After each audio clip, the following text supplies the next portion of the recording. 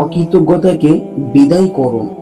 যখন কোনো কিছু সঠিক না হয় এবং আপনি নিজেকে সর্বশক্তিমান থেকে দূরে সরে যাচ্ছেন বলে দেখতে পান, তখন পরিস্থিতি নিয়ে ভাবুন এবং এটি বিশ্লেষণ করুন কি আপনাকে তার কাছ থেকে দূরে নিয়ে গেছে।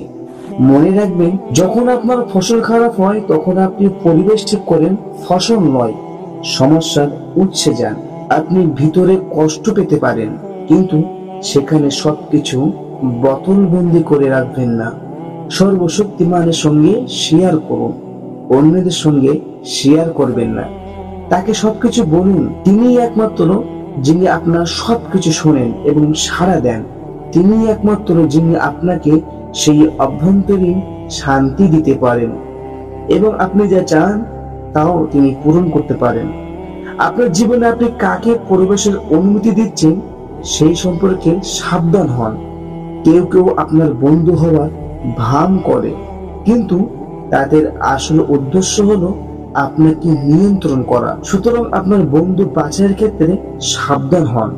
আপনি যদি এমন লোকদের পছন্দ করেন যারা আপনাকে অনেক বেশি সময় নিয়ে নেয়, তবে এটি এমন একটি চিহ্ন যাতে মনে হয় আপনি এই ব্যাপারে পরিষ্কার সীমারেখা নির্ধারণ করতে পারছেন না। এখনই এটা করতে হবে আপনাকে। কৃতজ্ঞতাই হলো মূল। আপনার যদি একটি বাড়ি থাকে তবে সর্বশক্তিমানকে এই জন্য ধন্যবাদ জানান। আপনার যদি পরিবার থাকে তবে সর্বশক্তিমানকে সেজন্য ধন্যবাদ জানান। যদি আপনার উভয় থাকে তবে এটি সত্য, এটি বিশাল আপনার আশীর্বাদ। বাস্তুচ্যুত হয়েছে এমন কয়েক মিলিয়ন লোকের কথা চিন্তা করুন এবং তাদের নিজস্ব বলতে কিছুই নেই। আসুন আমাদের জীবন থেকে অকৃতজ্ঞতাকে বিদায় করি। দিনের শেষে আপনার কাজটি কত লোক পছন্দ করলো সেটি বিবেচ্য নয়, কতটা সততা, কতটা হৃদয় ও প্রাণ দিয়ে আপনি এটি করেছেন তাই মূল্য বিবেচ্য। আর আপনি যদি কারো সাফল্য বা জনপ্রিয়তায় বিরক্ত হন, তবে ধরে নিন আপনার হৃদয়কে যাচাই বাছাই করার সময় এসেছে। এটি পরিশুদ্ধ করতে শুরু করুন। অনুভূতিকে দ্রুত উত্তেজিত হতে দেবেন না। আপনার চারপাশের হইচই সত্ত্বেও আপনি কি কখনো নিজের মধ্যে সত্যিকারের শান্তি অনুভব করেছেন? আপনার পথ আপনার জন্য পরিকল্পনা করা হয়েছে, তা জেনে আপনি কি সর্বশক্তিমানের ব্যবস্থার কাছে নিজেকে সম্পূর্ণরূপে সমর্পণ করতে সক্ষম?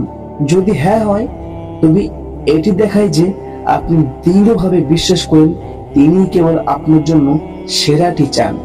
আপনার হৃদয় রয়েছে সঠিক জায়গায়। সর্বশক্তিমান এই পরীক্ষার সময় আমাদের শিশুদের রক্ষা করুন, তাদের বিশ্বাসের হৃদয় দান করুন, তাদের সুস্থ রাখুন এবং যারা অসুস্থ তাদের সুস্থ করুন।